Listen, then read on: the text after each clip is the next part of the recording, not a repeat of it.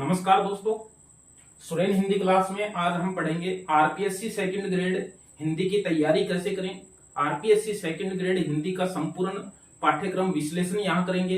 कौन से खंड से कितने प्रश्न आएंगे, कौन से खंड से कितने आएंगे, कौन सा खंड बड़ा है प्रश्न कम आएंगे, कौन सा खंड छोटा है प्रश्न ज्यादा आएंगे, कौन से खंड में प्रश्न के टॉपिक जो है वो तो कम है और प्रश्नों की संख्या जो है वो ज्यादा है। यानी 3 खंडों में पाठ्यक्रम विभाजित है। तीनों में से कौन सा ज्यादा महत्वपूर्ण है, कौन से को गहराई से पढ़ना है, कौन से को जो है वो सारांश रूप में भी पढ़कर हम काम चला सकते हैं। आरपीएससी सेकंड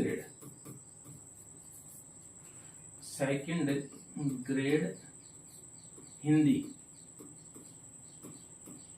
हिंदी की तैयारी। देखिए, संपूर्ण पाठ्यक्रम की बात हम करेंगे। संपूर्ण पाठ्यक्रम विश्लेषण यहां करेंगे, पाठ्यक्रम विश्लेषण करेंगे। संपूर्ण पाठ्यक्रम की बात करें तो 150 प्रश्न है, 300 अंकों के हैं। यानी अंक 300 है और 150 प्रश्न है। हिंदी का प्रश्न पत्र अभी संस्कृत शिक्षा विभाग में पद जो है वो निकले हुए और सामान्य शिक्षा में शीघ्र ही जो है वो एक बड़ी भर्ती आने वाली है और ये हमें पता है कि फर्स्ट ग्रेड से भी ज्यादा वैकेंसी जो है वो सेकंड ग्रेड में ही आने वाली है। हिंदी का संपूर्ण पाठ्यक्रम 3 खंडों में है। पहले तो खंड देख लेते हैं। खंड फर्स्ट जो है इसमें माध्यमिक उच्च माध्यमिक स्तर का है। माध्यमिक उच्च माध्यमिक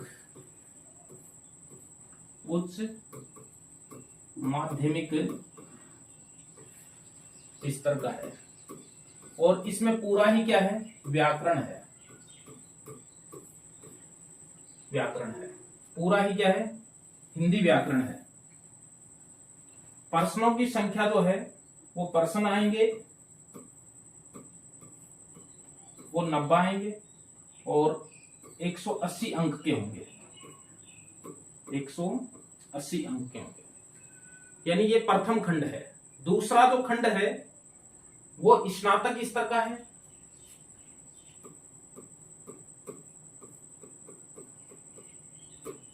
यह है स्नातक स्तर का है।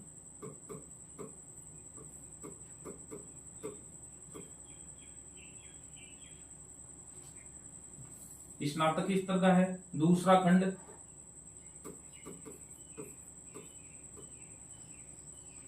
इसमें यदि हम प्रश्नों की बात करें तो 40 प्रश्न आएंगे और 80 अंक के आएंगे और 4 भागों में विभाजित है पाठ्यक्रम इसका। तीसरा जो खंड है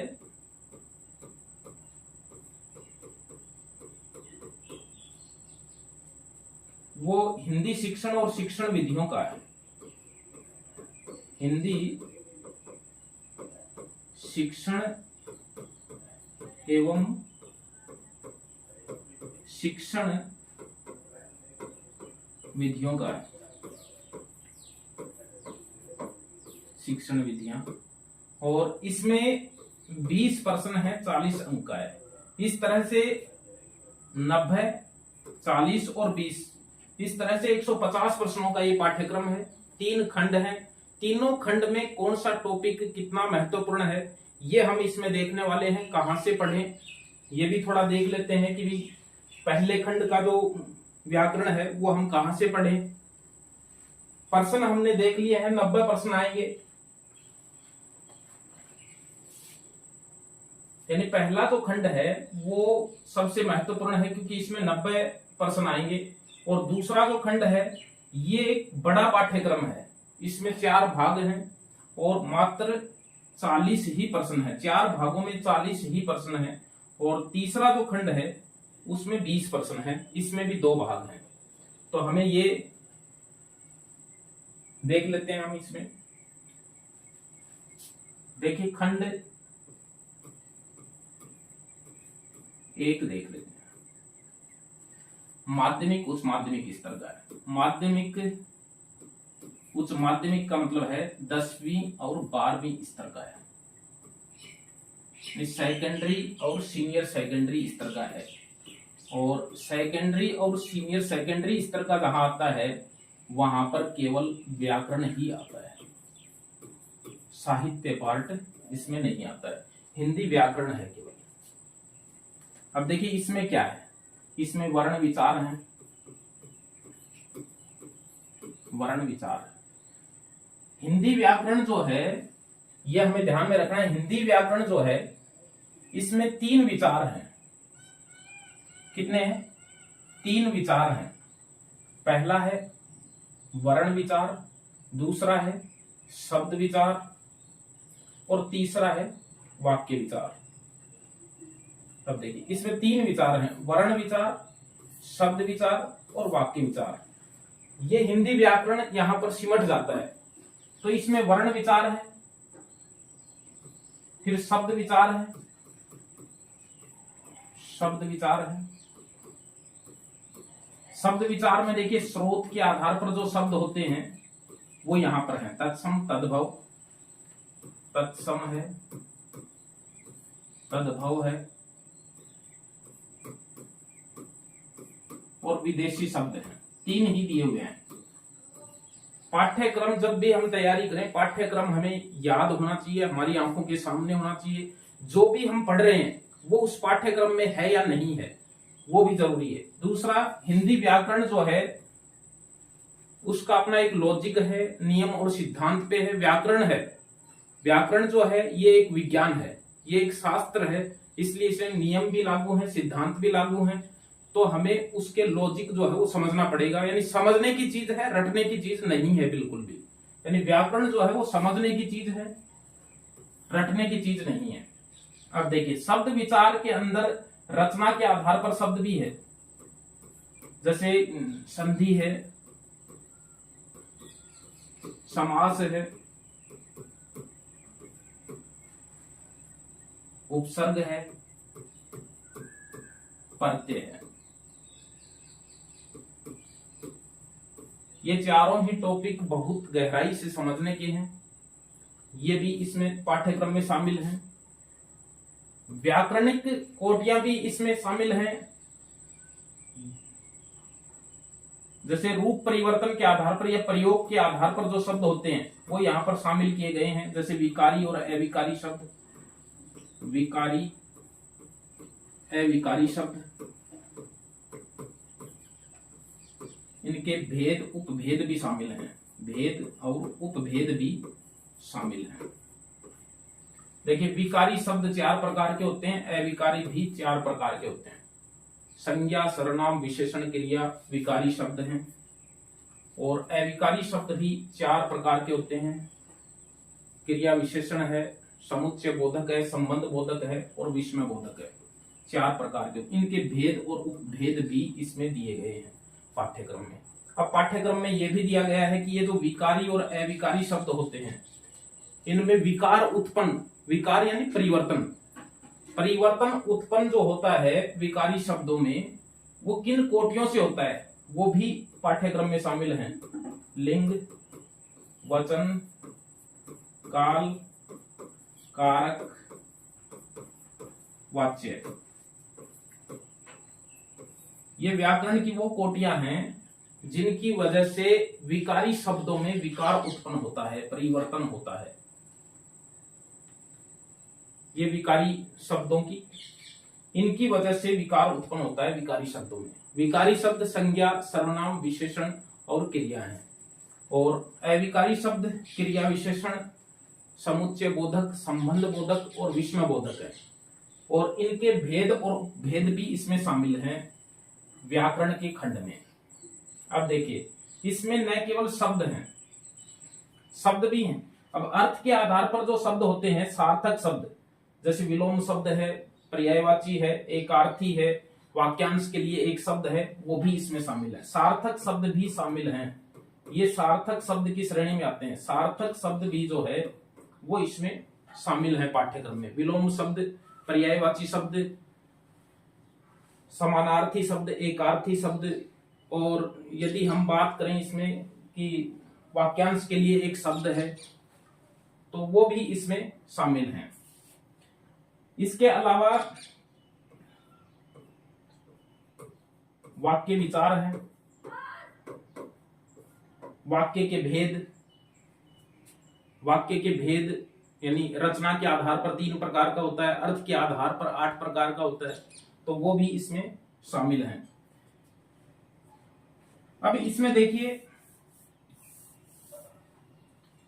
खंड 1 में ही व्याकरण में वर्ण विचार है, शब्द विचार है और वाक्य विचार है। ये तो वर्ण विचार है, ये पूरा शब्द विचार है और फिर ये वाक्य विचार है। ये व्याकरण है। ये शब्द शुद्धि शामिल है, शब्द शुद्धि, वाक्य शुद्धि,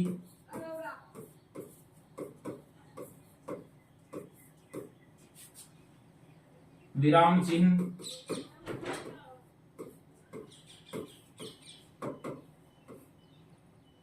मुहावरे, लोकोक्ति।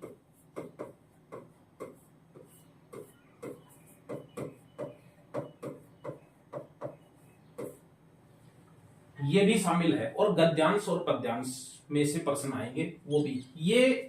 ये जो पूरा पाठ्यक्रम है ये खंड ए है और ये बहुत महत्वपूर्ण है क्योंकि इसमें से प्रश्न 90 आएंगे।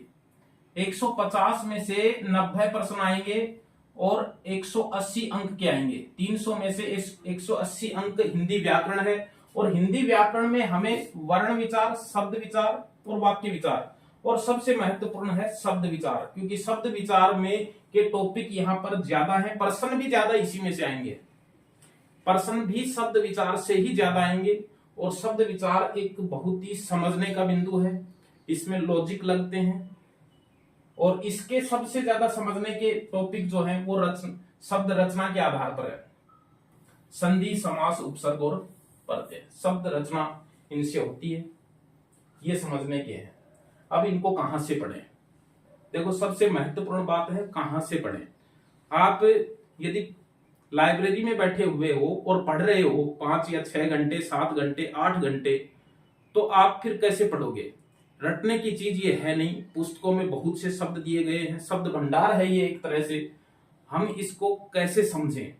यदि आपको YouTube पे कोई भी टीचर निःशुल्क पढ़ा रहा है, XYZ किसी का भी समझ में आ रहा है, आप उसी को पढ़िए।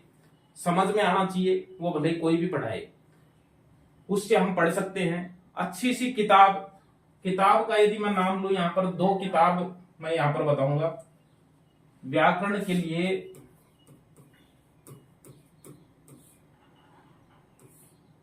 व्याकरण की पुस्तकें,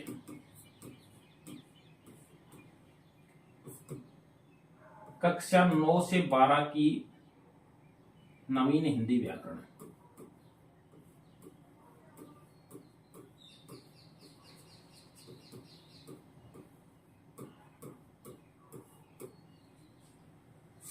दूसरी है व्यावहारिक सामान्य हिंदी।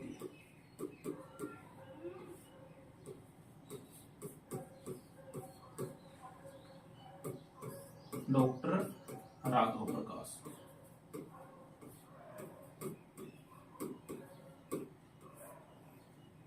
तीसरा है आपने कोई कोर्स ले रखा है ऑनलाइन यदि आपने कोर्स ले रखा है तो आप वहां से भी पढ़ें। वहां जो पढ़ाया हुआ है वहां से पढ़ें, क्योंकि वो आपने इसलिए लिया है क्योंकि आपके वो समझ में आया है, आपके समझ में बैठा है, तभी आपने वो ऑनलाइन कोर्स लिया है और आप उससे जो है वो जो भी उसमें डाल रखा है वो पढ़ें।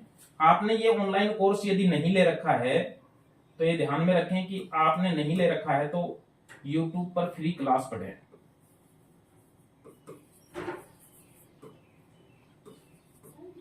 YouTube पर फ्री क्लास जो भी हैं उनको हमें पढ़ना चाहिए, जिसका भी हमें समझ में आए उसको पढ़ना चाहिए। किताबें बहुत ज्यादा हैं इसलिए ज्यादा पढ़ने की आवश्यकता इसमें है नहीं, लेकिन इसको ज्यादा पढ़ने की आवश्यकता है, ये मैं कहूंगा। किताब ज्यादा पढ़ने की आवश्यकता नहीं है, लेकिन इन टॉपिकों को ज्यादा पढ़ने की आवश्यकता है, क्योंकि प्रश्न इनमें से 90 आएंगे 150 में से, इसलिए 90 प्रश्न बहुत ज्यादा होते हैं, ये ध्यान में रखना है। खंड 2 की बात कर लेते हैं। खंड 2 की बात कर लेते हैं। अब देखिए खंड 2 है स्नातक स्तर का। स्नातक स्तर यानी ग्रेजुएशन स्तर का, और इसमें ए, ब, स और द 4 भागों में बांट दिया है। प्रश्न कितने आएंगे? 40 प्रश्न है ये 80 नंबर के। 40 प्रश्न भाग 4, उसमें 90 प्रश्न थे, कोई भाग नहीं, पूरा व्याकरण है, उसमें कोई भाग नहीं है। इसमें 4 भाग हैं, 40 ही प्रश्न है, 4 भाग हैं, एक बड़ा है। अब देखिए ए जो है इसमें काव्य शास्त्र है, काव्य शास्त्र। और बात काव्य शास्त्र की करें तो शब्द शक्ति है, शब्द शक्ति है। और इसमें देखिए काव्य रीति है, काव्य रीति है, काव्य गुण है, काव्य दोष है, काव्य दोष भी है, ये सारी चीजें हैं। अलंकार भी है, अलंकार भी है, छंद भी है, रस भी है, रस के भेद हैं, रस के अंग हैं, ये सारी चीजें काव्य शास्त्र में। अब देखिए ब में क्या है? हिंदी साहित्य का इतिहास है, हिंदी साहित्य का इतिहास है। और हम यदि ये कहें कि संक्षिप्त इतिहास है तो ज्यादा सही रहेगा।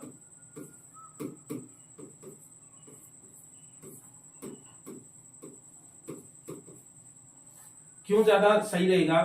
क्योंकि इसमें 40 ही प्रश्न है, और प्रश्न सारे तो इतिहास के आएंगे नहीं, काव्य शास्त्र के भी आएंगे। हिंदी भाषा का उद्भव और विकास है खंड 6 में, भाग 6 में। हिंदी भाषा का उद्भव और विकास भी है, और बोलियां हैं उनका परिचय भी है, सामान्य परिचय है, बोली है उनका सामान्य परिचय है, देवनागरी लिपि है। और खंड द में क्या है? रचनाएं हैं, रचनाएं। रचनाएं में रचना कोई एक है नहीं, 3 निबंध हैं चिंतामणि से, 4 कहानियां हैं। उसने कहा था पटाक्षेप नहीं होगा, पूष की रात और उजाले के मुसाहिब, 4 कहानियां हैं। चिंतामणि से 3 निबंध हैं, उत्साह है, लोभ प्रीति है, श्रद्धा और भक्ति है, 3 निबंध हैं। और नाटक है, लहरों का राजहंस है, खून का टीका उपन्यास है।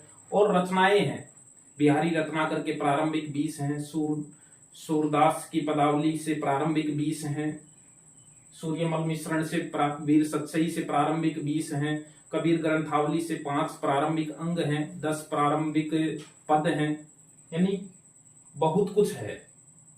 यानी इन रचनाओं से, अब देखिए ये जो रचनाएं हैं ये सारी स्नातक स्तर की रचनाएं हैं, है ना। तुलसीदास के रामचरितमानस से बालकांड भी है जो बहुत बड़ा है। तो ये जो खंड है ना, इसमें मैंने देखा है बहुत से बच्चों को हिंदी साहित्य का इतिहास रटने लग रहे हैं, हिंदी साहित्य का इतिहास रटने लग रहे हैं, जबकि प्रश्न कितने आएंगे? देखो हिसाब तो ये बनता है कि इसमें कोई विभाजन नहीं कर रखा, निश्चित है कि इस इतिहास के प्रश्न ही ज्यादा आएंगे, लेकिन 10 10 10 10 40 प्रश्नों का हिसाब बनता है इसमें। और यदि ज्यादा करेंगे हम इसमें तो इसमें 15 प्रश्न आ जाएंगे, इनमें 8 7 ऐसे प्रश्न भी आ जाएंगे, ये ध्यान में रखना है भाई। ये नहीं है कि पूरा हिंदी साहित्य का इतिहास आएगा, ऐसा कुछ नहीं है। हिंदी साहित्य के इतिहास को रटने लग रहे हैं, उसमें इतना रटने से कहां फायदा है। मैंने एक बच्चे को देखा कि वो हिंदी आलोचना पढ़ रहा था, जबकि हिंदी आलोचना सिलेबस में है ही नहीं, पाठ्यक्रम में लिखा हुआ है हिंदी कहानी है, हिंदी नाटक है, हिंदी आलोचना है ही नहीं, आलोचना है ही नहीं तो उसके प्रश्न कहां से आएंगे। और कोई ये कहे कि नहीं आलोचना की कुछ रचनाएं बहुत महत्वपूर्ण है, तो उसमें महत्वपूर्ण है तो साहित्य का इतिहास शामिल कर दिया ना, इसमें बहुत बड़ा है प्रश्न तो 10 15 20 ही आएंगे, तो फिर इतना पढ़ने की आवश्यकता कहां है। तो खंड फर्स्ट जो था उसमें 90 प्रश्न आएंगे, खंड सेकंड में से 40 प्रश्न आएंगे और इसमें 4 भाग हैं, तो इसलिए किसको कितना पढ़ना है ये आपको ध्यान में रखना है। रचनाओं को ज्यादा गहराई से नहीं पढ़ना है, सामान्य परिचय जरूर उनका पता होना चाहिए। अब हमें ये कि हम ये पढ़े कहां से। देखिए यदि आपको कक्षा 12 की खंड 2 की बात कर रहा हूं मैं, खंड 2 की बात कर रहा हूं, स्नातक स्तर का है स्नातक स्तर का, लेकिन आपको कहीं 12 की हिंदी साहित्य की बुक मिल जाए, कक्षा 12 की हिंदी साहित्य की बुक मिल जाए, हिंदी साहित्य की बुक मिल जाए। हिंदी साहित्य की पहले बुक चलती थी, अब भी उपलब्ध है, हिंदी साहित्य का संक्षिप्त इतिहास। यदि वो कहीं मिले किसी पुराने बुक डिपो पे तो आप खरीद सकते हैं, उसको पढ़ सकते हैं। हिंदी साहित्य में जो काव्य शास्त्र शामिल है और उसमें जो उदाहरण दे रखे हैं वो बहुत महत्वपूर्ण है, परीक्षाओं में आते हैं। हिंदी साहित्य कक्षा 12 में जो उदाहरण आते हैं, जो प्रश्न आते हैं, जो छंद अलंकार काव्य गुण काव्य दोष उसमें दिए हुए हैं वो है उसमें पाठ्यक्रम में, और उनके जो उदाहरण दिए हुए हैं वो हमें जरूर पढ़ने हैं, वो परीक्षाओं में आते हैं। ये हमें बिल्कुल ध्यान में रखना है। हिंदी साहित्य का संक्षिप्त इतिहास पढ़ना है, बहुत ज्यादा गहराई से उसको नहीं पढ़ना है, ये विशेष ध्यान रखना है इसमें। खंड 3 की बात कर लेते हैं।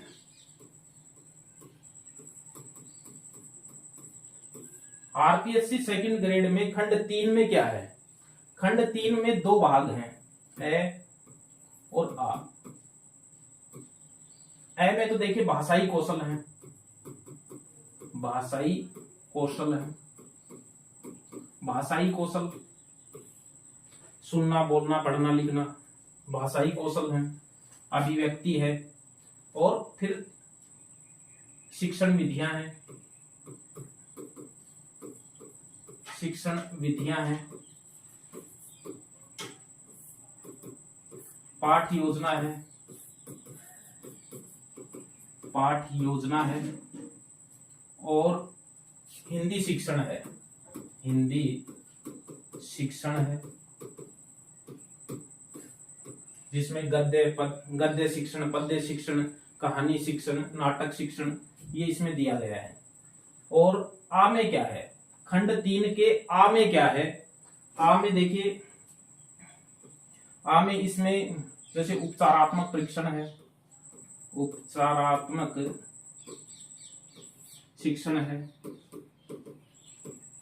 निदानात्मक परीक्षण है, निदानात्मक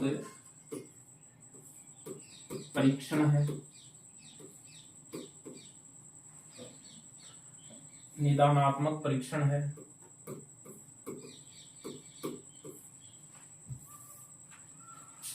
और सहायक सामग्री का उपयोग है, सहायक सामग्री का उपयोग है, का उपयोग, मूल्यांकन है, सतत एवं व्यापक मूल्यांकन है। ये चीजें जो है वो इसमें दी गई। तो ये और पाठोपरांत और पाठांतर्गत मूल्यांकन भी इसमें दिया गया है। पाठोपरांत और पाठांतर्गत 2 तरह का मूल्यांकन होता है, पाठ के अंतर्गत और पाठ के उपरांत। यानी पाठ के बीच में यदि हम बच्चों से प्रश्न पूछते हैं मूल्यांकन करने के लिए तो वो पाठांतर्गत है, और पाठ के बाद में, पाठ पढ़ाने के बाद में यदि प्रश्न करते हैं तो वो पाठोपरांत मूल्यांकन है। तो ये 2 तरह का है, और इसमें प्रश्न कितने हैं, 20 हैं, 40 अंक के हैं। हिसाब से तो 10-10 प्रश्न है।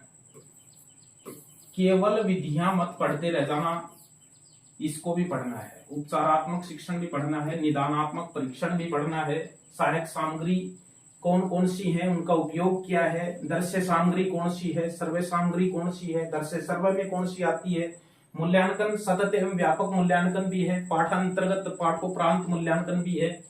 तो ये ए और ब 2 भागों में विभाजित है। और यदि आपको कहीं से बीएड शिक्षण की, हिंदी शिक्षण की मूल पुस्तक मिल जाए तो आपको उसमें ये सारे बिंदु मिलेंगे, सारे बिंदु। पुस्तक पूरी नहीं पढ़नी है, केवल बिंदु को चिन्हित करके उन्हीं को पढ़ना है केवल। यदि हिंदी शिक्षण की पुस्तक मिल जाए तो उसमें ये सारे बिंदु उसमें दिए गए हैं उसी हिसाब से। मैं मुख्य चीज एक और बता देता हूं आपको कि हम हिंदी की जब विधियां पढ़ते हैं, विधियां, तो उनको विभाजित करके पढ़ना चाहिए। जैसे गद्य शिक्षण की विधियां अलग पढ़ें, गद्य शिक्षण की विधियां,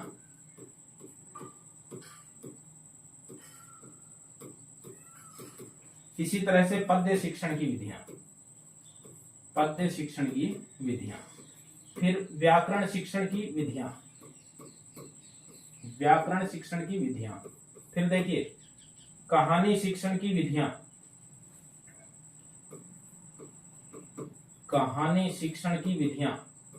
रचना शिक्षण की विधियां और नाटक शिक्षण की विधियां। ये हमें 6 तरह से तो पढ़नी है विधियों को। और फिर पूरी मिलाकर के हमें एक ये भी टॉपिक पढ़ना है, हिंदी शिक्षण की विधियां,